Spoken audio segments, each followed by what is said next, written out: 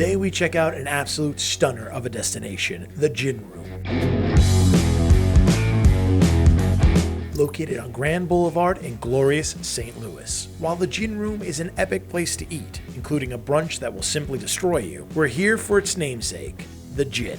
This is more than a bar. It's an institution, where drinks are brought to life by the owner and Gin High Priestess, Natasha. Over 300 variations with almost as many ways to drink them, the Gin Room is more like a gin world. Sitting down with her to chat about all things ginny, it became very clear why they were nominated for a James Beard Award just this year. We opened the Gin Room here about 5 years ago. We started with about 5 gins. Definitely moved a little bit more distinct than that. We now have probably around 400 range of gins here, not only St. Louis, but also Kansas City. One of the ones that we're pouring right now is Tomstown Corruption Gin. This is a gin that is out of Kansas City, but is very well distributed throughout Missouri. It has some floral notes to it, but it's actually pretty savory and does some fun stuff with its botanicals there. But the whole point is that Missouri is doing some really outside of the box things with their spirits, especially gins here. This one's from St. Louis. So this is a nod or a laugh towards Prohibition era. And Volstead was one who wanted to get rid of alcohol. Here, it's not just about the selection we have. We're extremely education focused. It's what we had to do to create establishment like this in a city that is very bourbon and beer oriented. We take what you know or what you don't know and kind of guide you through the gin process and what you might like and find something that might fit for anybody who would walk in here. So we actually have a cocktail on our menu. It's called the Barreled Rebellion, and it's with one of my favorite gins, but it's not from St. Louis, it's from Michigan, and it's the New Holland Knickerbocker. And this one is their barrel-aged gin. So it's a gin that we use in this cocktail, again called the Barreled Rebellion, but it's almost Manhattan-esque. On the menu, we say for bourbon lovers, and there's 0 bourbon, 0 whiskey in it, but the flavor profile really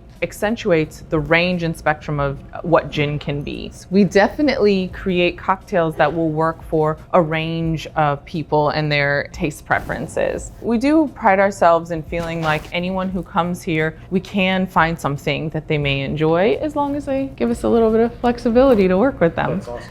The thing that I find most exciting about gin is something that I already touched on a bit, but it's range and spectrum. It can have, each individual gin can have its own character. And so every gin is not for everybody. It almost feels like the different flavor profiles of gin can actually talk to who you are and what you like to drink and what you like to do and the experiences you like to have. So gin, I think, is customizable to each individual person. So when somebody says, I like bourbon, I like scotch, I like mezcal, I like tequila, I can find a gin for them that fits that flavor profile. The botanicals and the range of botanicals that can be used in gin makes it so that it can taste like anything. We came in when there was already a cocktail scene being actively grown here, so we weren't the ones who created that. We have wonderful masterminds here in Missouri who've helped do that, but we sat on those coattails and said, let's do something a little bit different here. Focus on gin, which really hadn't been focused on, and it's really fun to see how much it's grown. Even if we talk about the distilleries, in Missouri, when I started here 5 years ago, we had 3 gin distilleries. We now have over 11 gin distilleries. I think that's a massive jump and a massive interest change.